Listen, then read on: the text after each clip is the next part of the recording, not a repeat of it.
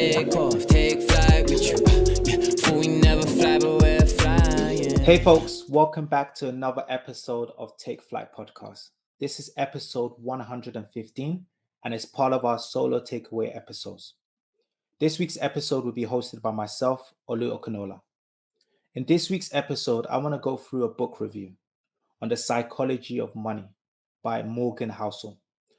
This was a book that I just finished. I listened to on Audible. Now, this is not an ad, but I really like Audible because you're able to digest a book whilst working out, running, or even in your commute in your car. Now, the reason why I picked up this book, and it's a really short book, around 5 minutes, so not too long to digest. But the reason why I picked up this book is because I wanted to understand why people do certain things when it comes to money and investing. Now, depending on who you talk to, people have a different attitude towards money. For example, if I take my mum, she's retired now. She's financially free, but most of her investments were around property and sort of low interest accounts, right? Now, I really wanted to understand what were the behaviors when it came to investing for her, because a lot of people think that investment is just around intelligence, but a lot of times it's got to do with your behavior and the actions and controlling your emotions. So this book starts with a story of Ronald Reed. Who's Ronald Reed? Now, he was a janitor who died in 2014. And what was special about him at that time was he died with a net worth of 8 million. So the first thing I did was I went to Google to see what's the salary of a janitor, what's the average salary, because I said, if he died with an 8 million net worth, maybe I'm in the wrong career, right? Maybe there's some sort of high paying janitor roles. But the average sort of salary for a janitor in the UK is around 20K. So this breaks the myth that to have a large amount of net worth, you have to earn a crazy amount of income. He didn't win the lottery. He didn't inherit this. It was just by investing and the beauty of compounding. I'm going to go through 5 top takeaways from the psychology of money and try to make it real by giving examples that relate to my life. The first takeaway is don't underestimate the importance of luck. Now, I've looked into and read about luck in other books, such as Malcolm Gladwell, The Outlier. But in this book, it talks about a formula for success where it's skill multiplied by luck. So it goes into an example around Bill Gates. Now, Bill Gates is hardworking, very extremely intelligent, but he was lucky to attend one of the only schools that had a computer at that time, which allowed him to get a lot of coding experience to create Microsoft. Now, this just makes you think that we shouldn't really idolize certain people for their success, right? Because there's an element of luck that we can't replicate. So we always have to leave room for that luck and only control what you can, which is the hard working, the investing. Like if I think about myself and my life, right?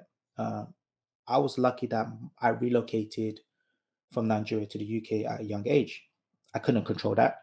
My mom and my parents made that decision to relocate, sent me to certain schools, which meant that I was able to get a graduate job and form some level of success, right? So no matter how intelligent I might think I am, there's an element of luck which I can't control.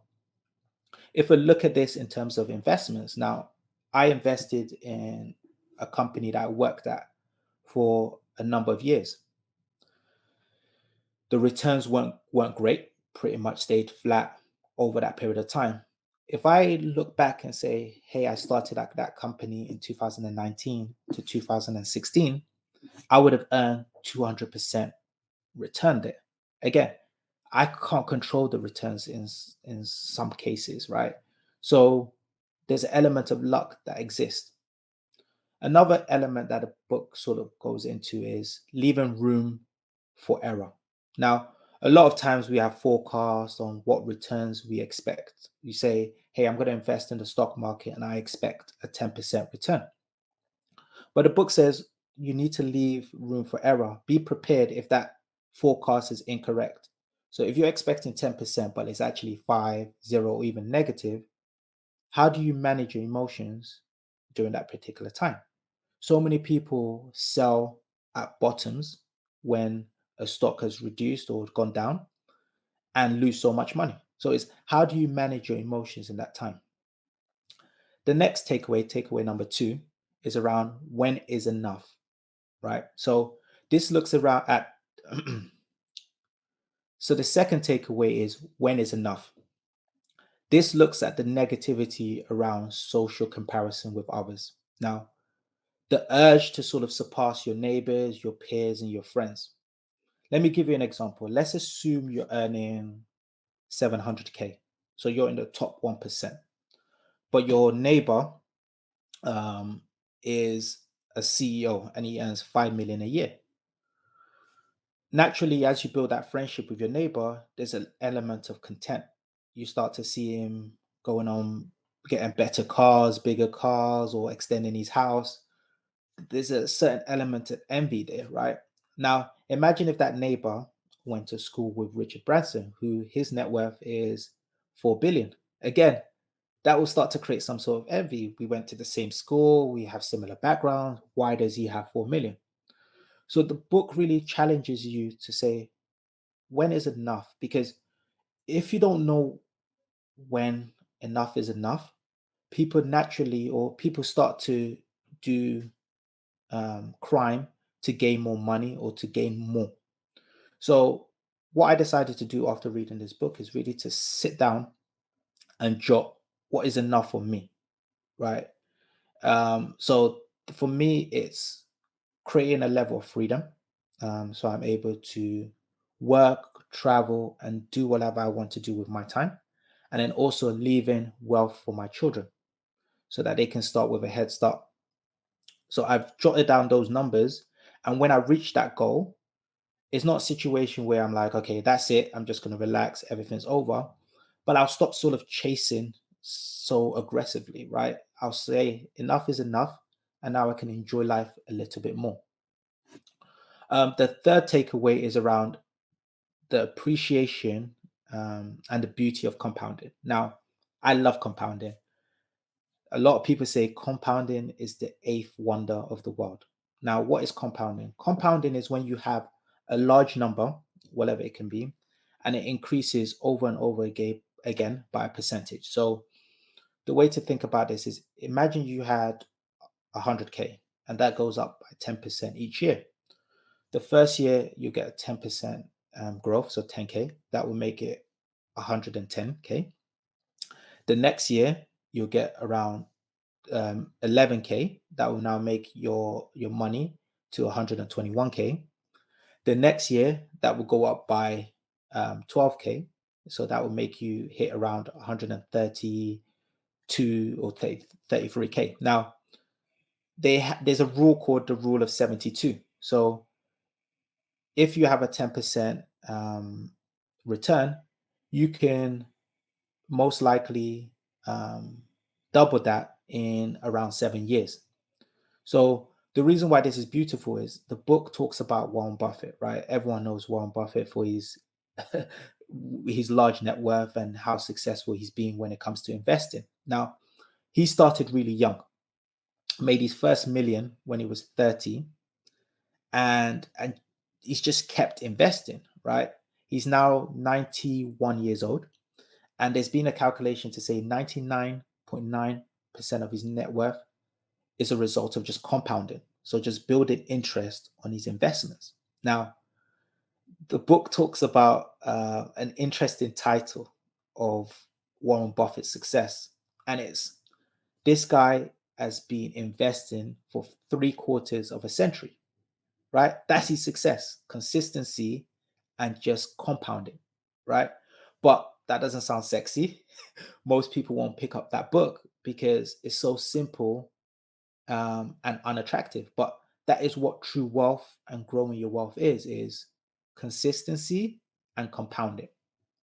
Now, um, the next thing that next takeaway that the book has is save as much as you can. Now, again, this doesn't sound sexy, right? Everyone wants to make a lot of money. You want to be able to buy nice things. But the book really encourages you to save. Even when you don't have a goal, get into the habit of saving and increasing your saving rates. Now, it comes up with a calculation which it says savings is income minus ego. Now, I know most people are used to income minus expense, but it replaces expense with ego. And when looking at that, I can actually relate to it, right? Because yes, you have a bare minimum amount of expense. You need somewhere to live, you need food. But as we start to earn more money, we start to have the lifestyle creep where we start to increase our expense, and it's, hey, let me get a fancier car, let me get a bigger house. And all of that is really just our ego. And it's how do we control our ego and increase our savings rate? Now, a great example of this is beginning of the year, my boiler went, right? I didn't plan it. I wasn't expecting it. But fortunately, because I have the savings and I've just been saving and I've got money just sitting in cash, I'm able to afford to replace that boiler. So I could really relate to that. Save as much as possible, even when you don't have something specific to save for. Because let's say, for example, I hadn't saved for or just had cash lying around. What would most likely have happened is I would have had to sell some stocks, which then what I'm doing is interrupting my compounding. And the importance about compounding is just leaving it alone, letting it just grow year over year. Now, another important thing that the book talks about is focus on not screwing up. And I find this is really important in this age that we live in, with a lot of volatile investments, a lot of sort of crypto investments, Dogecoin, whatever you want to call it. Now, there's a there's a tendency to hear about people becoming successful in all these different crypto coins and wanting to get involved. But a lot of times we don't cover the horror stories, people that have lost everything trying to invest in the next hot thing, next big return. And I think about this like Monopoly, right? Is you have to protect your money, not be afraid to invest, but protect it in such a way that you don't screw up and lose everything. So if you do want to make a speculative bet or investment, not to put everything in it because you can't afford to screw up. Because again, the beauty of compounding is having money there for a particular long period of time so that it can continue to grow. But if you lose everything, like Monopoly, you have to start from zero, or you might not be able to play again. Now, the final takeaway that I want to discuss is use money to buy freedom. And the reason why I love this is because I believe that that's the goal of life, the goal of investment is not to just have lots of money for the sake of it, to just spend and splash. For me personally, you start to get the value from money, the greatest value from money, when you have the ability to control your time. So when you're able to buy freedom, when you're able to decide, okay, today I don't want to go to work. I want to spend more time with my family. I want to decide to go abroad with my family. I want to be able to spend more time doing the things in which I enjoy. That is truly the value of money, is buying freedom versus, in my mind, buying nice things. So those were the key takeaways that I got from the book. Just to wrap up, I'm just going to summarize sort of those key takeaways that I got from the psychology of money. First, don't underestimate the importance of luck. Control what you can control, but don't worry about the rest. You're neither smart nor dumb when it comes to a lot of your returns. So always leave room for luck. The next is, when is enough? Try to avoid the social comparison, because all that's going to do is continuously make you move your goals and make you do more risky things to try to gain money or some level of success. Third, appreciate the beauty of compounding. And more importantly, don't touch it or disturb it, right? When it comes to compounding, the best thing to do is find a good investment that has a predictable or somewhat predictable amount of return. For example, the stock market, where historically it's gone up annually around 10%, and just decide to invest there. The fourth thing, save as much as you can, even when you don't have anything specifically to save for. And then lastly, use your money to buy freedom. That should be the goal. The goal is to acquire money, not just to keep or just to buy fancy things, but to buy your freedom. So I hope you've enjoyed this takeaway episode. You can find more information on our Instagram, Take Flight Podcast, or you can follow my journey on Olu_Okinola. And don't forget to subscribe, and take care and take flight. Take off, take flight.